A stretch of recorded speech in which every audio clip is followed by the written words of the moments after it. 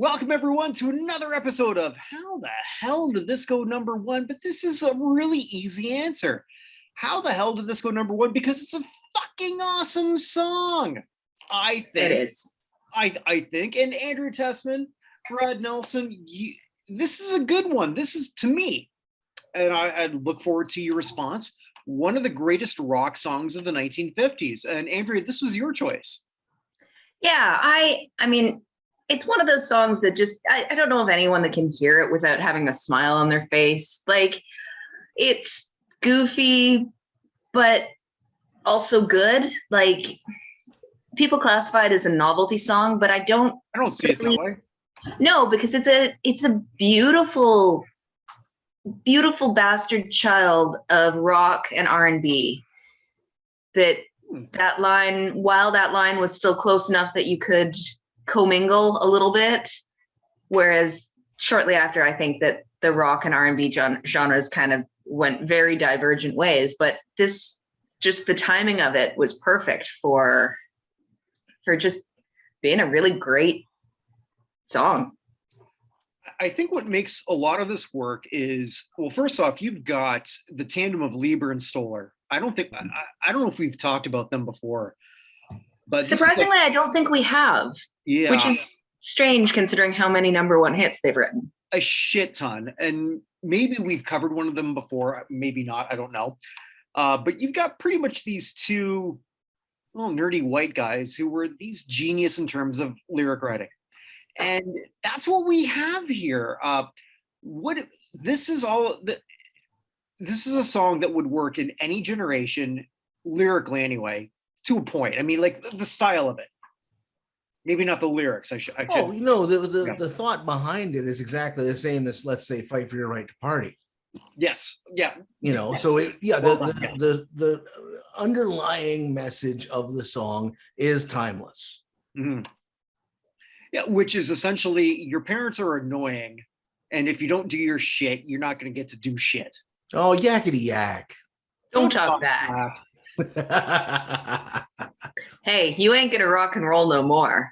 No, actually, and it is great. I mean, the two hit makers put this song together, and then the Coasters perform it. And the Coasters are, top of their game at this time, mm-hmm. And they remain so. I mean, they keep out churning out some great music, and it's interesting too that the sax in this song inspired one of my favorite saxophone solos ever. Oh shit! I know where you're going with this. Absolutely, it inspired Yakety Sax, mm-hmm.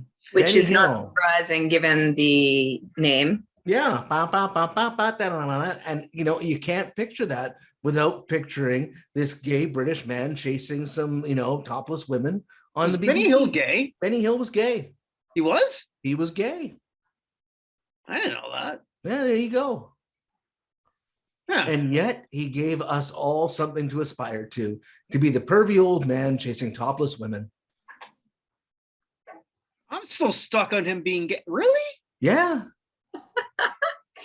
Part of the reason why Family Guy keeps using Stewie and making fun of that bit. Huh. Well, look at that. I had no idea. Because like he's one of those guys I keep every now and then I run across something that says why Benny Hill should have been canceled. I had no idea. That's actually awesome. So many reasons. Benny Hill would never make it on the air today, but could probably do very well on Pornhub. That's very true. But you go back to that sax thing. That is by King Curtis.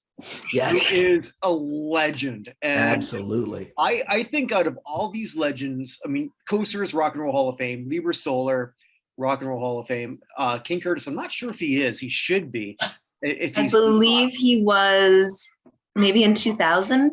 Was it? Okay. Inducted. Yeah. I think I read somewhere that he was fairly recently, but okay. He rocked that sax, man. He made that thing work. And think about this. So this would have been what, 58 or 59? I'm not sure. It doesn't matter what year. 58. 58. Okay.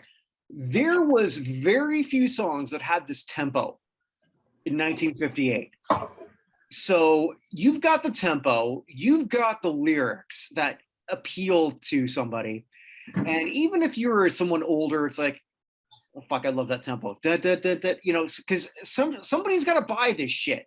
This is in 1958, so you're not. This isn't like digital purchases or anything like that. Like we can look at now as to how something gets number No, one. they got to hear this. They got to physically walk into the record store and they got to buy it. And Right. this inspired exactly that by giving them a hook. It was absolutely hooky. The message was hooky. The music was hooky. Everything about it makes you want to be involved with it. Well, I even think words. that their whole shtick really was more about the performance of the piece than the piece itself, too. They did a whole bunch of these kind of gimmicky, fun story songs that caught people's attention because they're fun to listen to. But then apparently the energy that they performed with on stage made them a must-see live act. Yeah, but you didn't know that then, so that wouldn't really necessarily propel them to number one. True. Yeah, No, there's something to it. Oh, well, I mean, that's something. picture this: you walk into the record store looking to pick up a new LP or a 45, and this is playing in the background, and it's gonna catch your ear.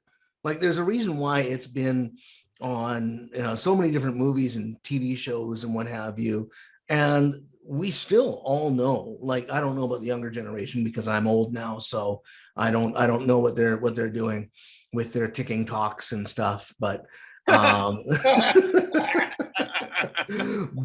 that being said, if you wind up hearing this song, you're gonna want to be a part of it. You're gonna want to either check out the information on it, or see the video, or whatever. You're gonna want to listen to it. And like I said, it's been in so many TV shows and movies and what have you. I mean, was it John Candy movie, Planes, Trains, wasn't it? I don't know if it was in that, but it was in Twins. It was in Twins, yeah. Take out the peppers and the trash. The Great Outdoors, John Candy, Dan Aykroyd. That's the one. Okay. Yeah.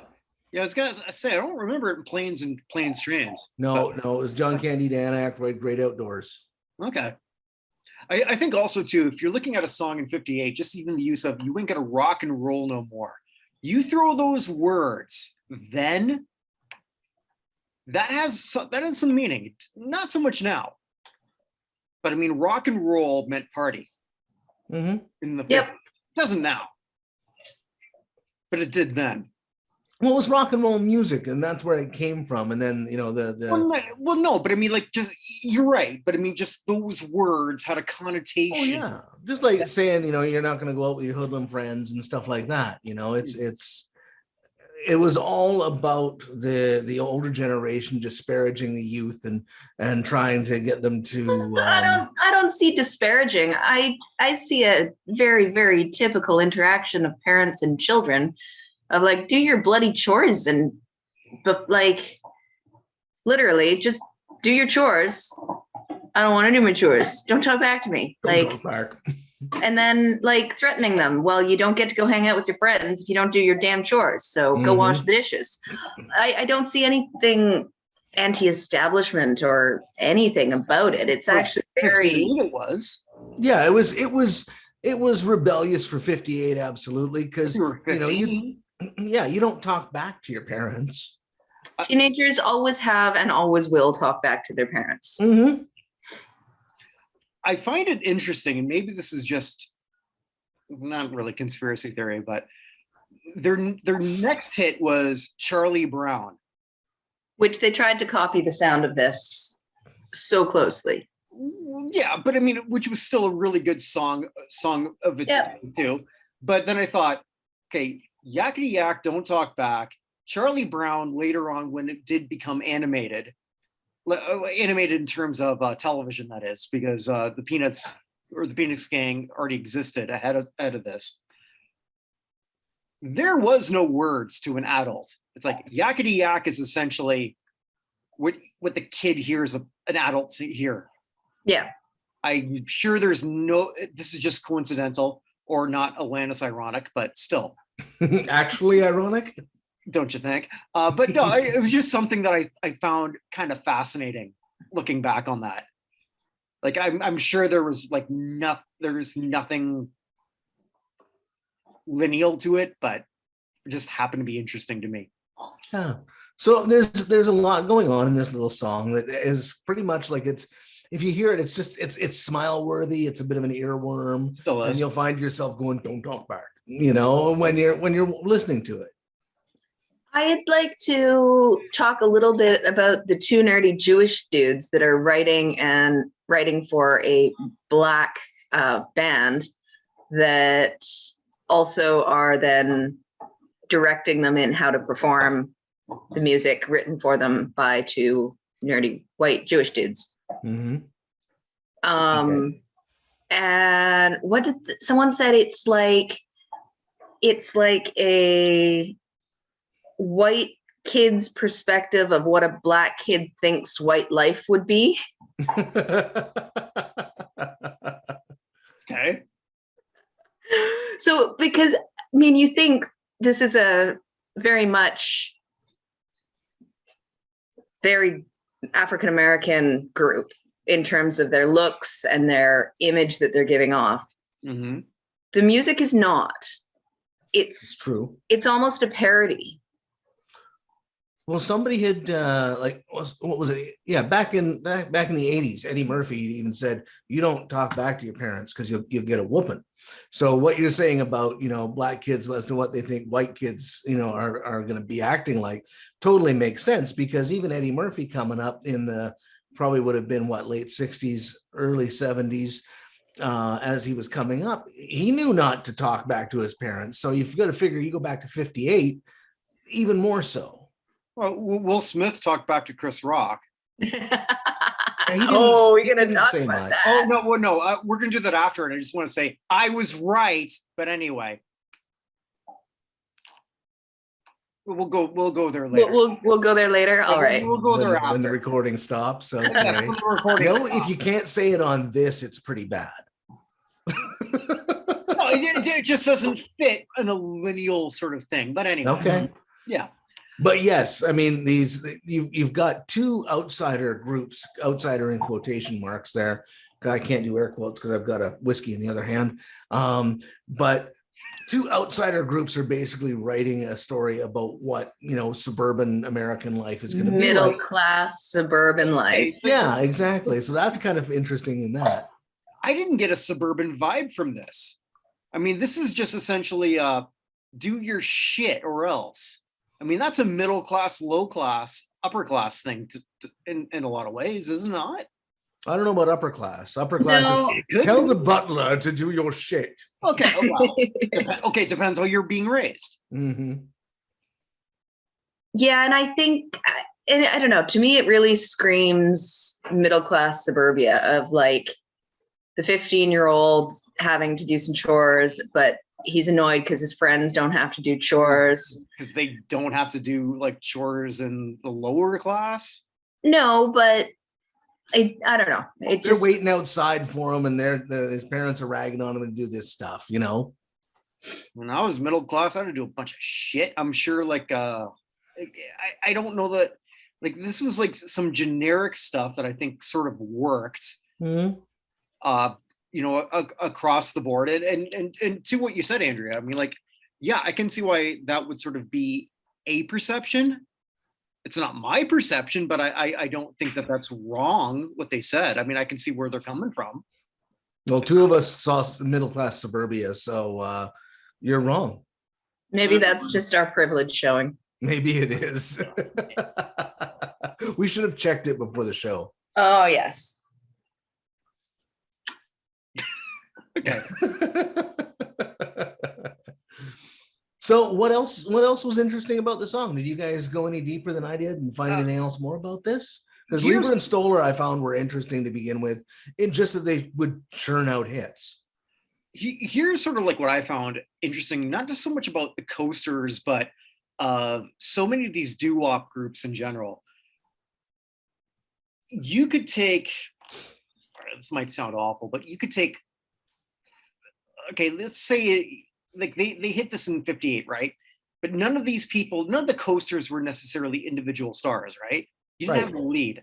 So, and from by the late 60s, only 10 years after, when they were still only in their 30s, they're already in the oldie circuit. Mhm. So you could take any four guys who were black and in their 30s and say, here's the Coasters. Mhm. And it's not just them. You could do that with almost any doo-wop group, black or white. Well, we had that on cruise Big ships, happen. actually. when the Coasters broke up, then they splintered off, and there were a few somewhat legitimate groups of them. But apparently, there were a whole bunch of counterfeit coasters going out performing all over the place. That's my point, right? Because like this, you take that story is repeated with so many groups of that era. Yep. And again, with the black and the white group doo-wop groups, like it just went, because none of them necessarily became individual breakouts that you could just sort of like do that. It's fascinating and sad to me, if that makes any sense. No, it does. It absolutely does, because you've got these counterfeit coasters going around and profiting off of the work that these guys before them did. Well, there was probably original coasters in each of those splinters. It may well have been. There were and there weren't. There were some that were completely not. There was one of the guys had the rights to the name, but he didn't really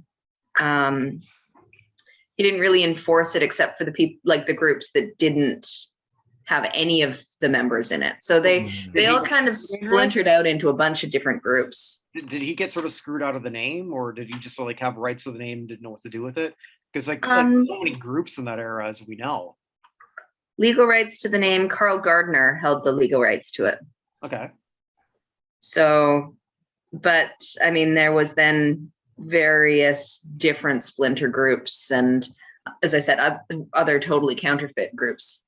But you think nowadays, so if you put a group of scantily clad women on stage, yes, please, singing, and called them the Pussycat Dolls, I would have no idea that they're not the Pussycat Dolls. Well, you have to say the Pussycat Dolls without Nicole Scherzinger.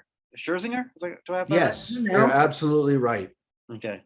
Yes, that was her name. She was my favorite Pussycat doll. So what I'm saying is, if it weren't for media and for the fact that it's very easy to find if someone's pretending to be a group they're not, so many groups are still so generic these days that you'd never know. That's what the Spice Girls did right, is that they had the 5 individual personalities in the group. Wow, we went from the Coasters to the Spice Girls? With a brief interlude at the Pussycat Dolls. Yeah, briefly. But yeah, I mean, the Pussycat Dolls are just, at least, maybe it's my generation. And speaking from as an old person, maybe I wouldn't have known who the Spice Girls were, and it would have been on par with my ignorance about the Pussycat Dolls today. But that's also with a lot of those doo-wop groups then.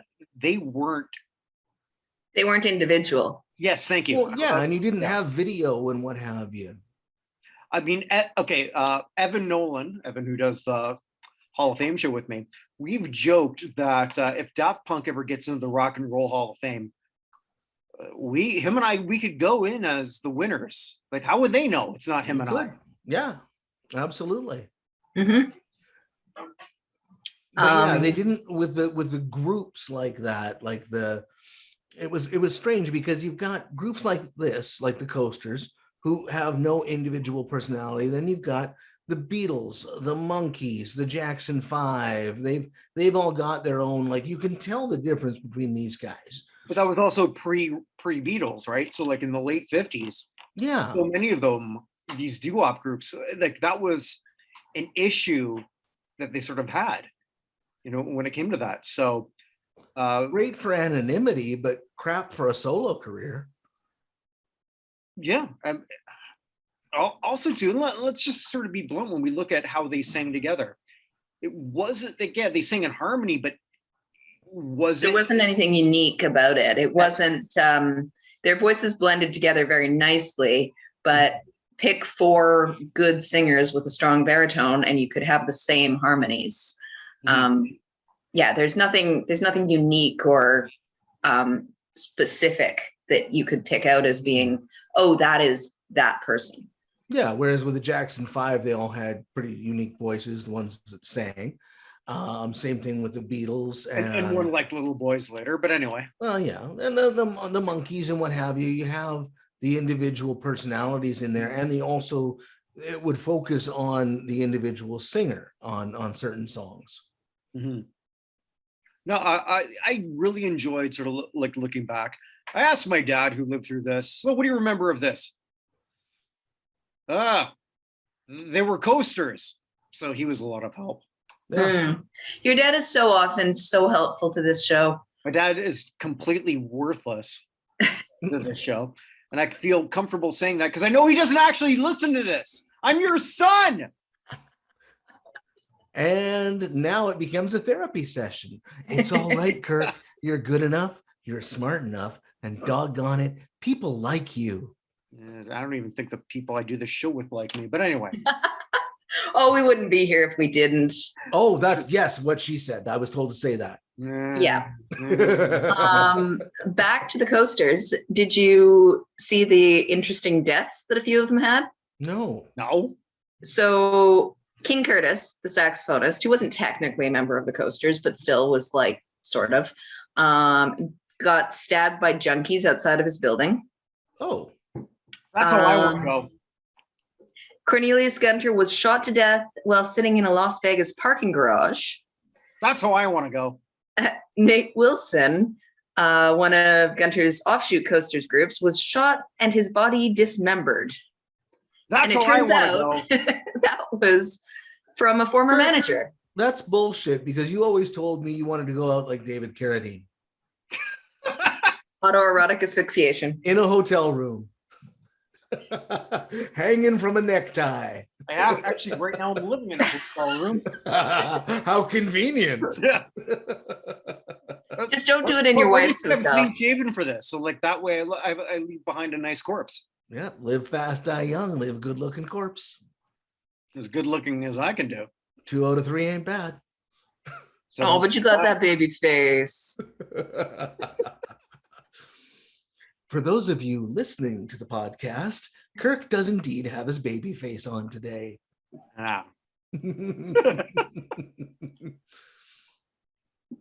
Anyway, do we have anything else interesting to say about the coasters or Yakety Yak? That's all I Don't got. talk back. I think this is just an awesome song.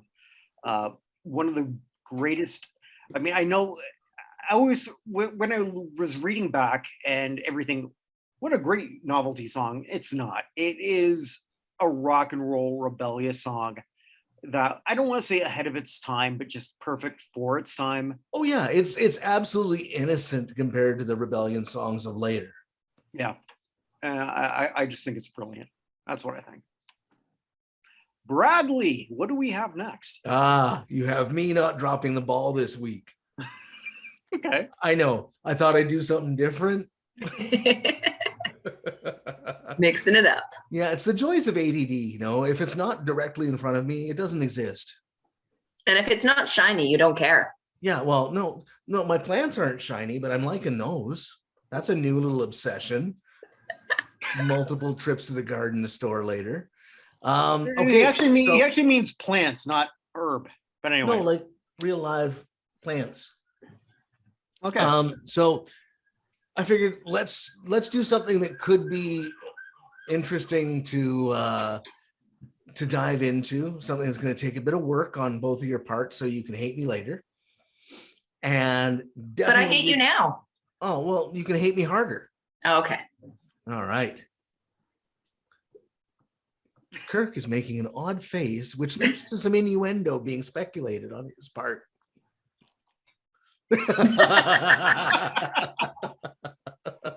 What have you got for us, Brad? We're gonna have to get somebody to narrate the podcast, I think. Okay. Closed captioning. Closed captioning. Or the narration for the Someone was telling me that they have that on porn. That you can like get a like descriptive Okay, now I'm not going to go so far as to say I'm an aficionado, but I am definitely an appreciator of certain art forms. And I've never seen that where it's narrated porn. He grabs her from behind and thrusts deeply. I mean, that's just a Danielle Steele novel now. Basically, Now yeah. I want to see deaf porn.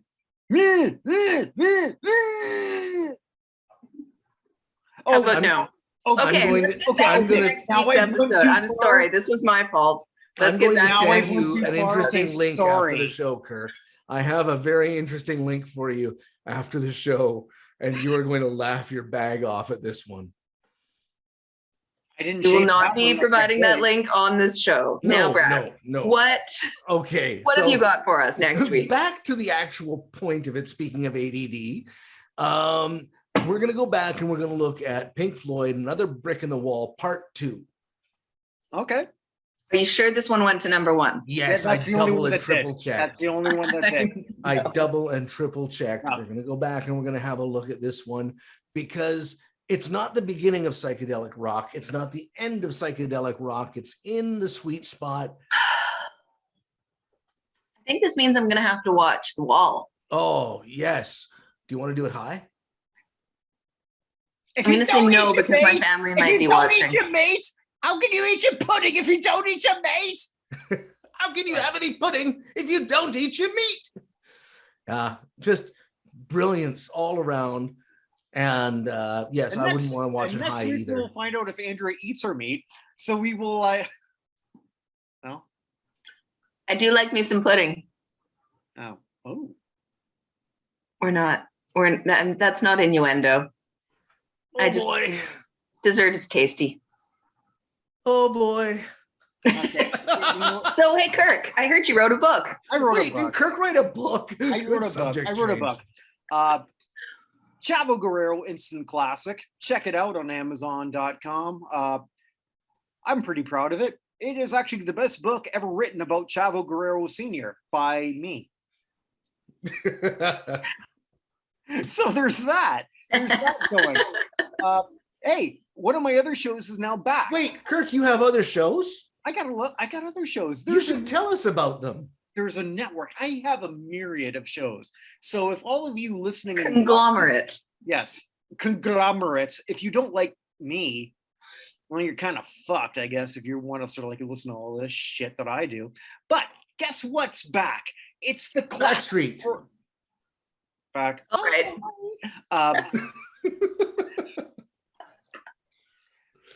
The Classic Sports Review is back.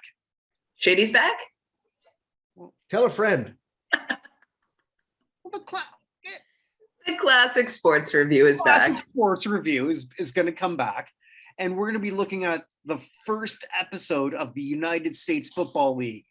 Wow! From 1983. Andrea, you remember that, right? Oh, vividly. Yes. I was glued to my chair. Yeah, I had to be. There was no other way I was going to watch it. Well, Glenn Pulowski, he's back from Antarctica, and we're going to be looking at that. So look for that in the next few weeks. Well, Chris Burnett and I, we do a bunch of shows, so take a look at the sister show of Technically This, which is this crap was on national television. Well, on YouTube already, our episode of That 80 Show is there. Andrea wants to guest star on the next show, which will be looking at the 1989 Oscars. Brad, are you going to be part of that, or you're not really sure? Did someone get bitch slapped? I've never No. watched an Oscars. So, no? So probably no. Okay. But get into crappy 80s TV, I'm there. Okay, so Andrew will be part of that one when she comes back from sabbatical. And speaking of sabbatical, Brad and I will have a very special interlude coming up soon. That's sabbatical. I'm going to be away for 2 weeks. Heaven help these two on their own, unsupervised. Yeah, let's just say it might be something that we enjoyed with our hands in the mid 80s. But anyway, Visions leave it of at that. Samantha Fox are already dancing in my head. I had a naked poster of her on my wall, but anyway. Oh, I had the calendar. 12 glorious months of Samantha Fox's boobs. Touch me, touch me. I Oh, want to feel your body. you know, that and the shaven face, Kirk. I'm thinking maybe I like my bread buttered on the other side now. What side of This just got awkward. awkwarder? Is that a word? I don't know. Awkwarder. I don't know what the fuck's going on here. More they're awkward. So, anyways, these two hooligans are going to be unsupervised for And 2 undressed. episodes. Well, not next week, And but- I take no accountability for what happens. I'm sorry. Mhm. Yeah, well, we're gonna have a special show. It's gonna be special. And on that note, wherever you are, wherever you may be, stay safe. Take care, everyone. Bye.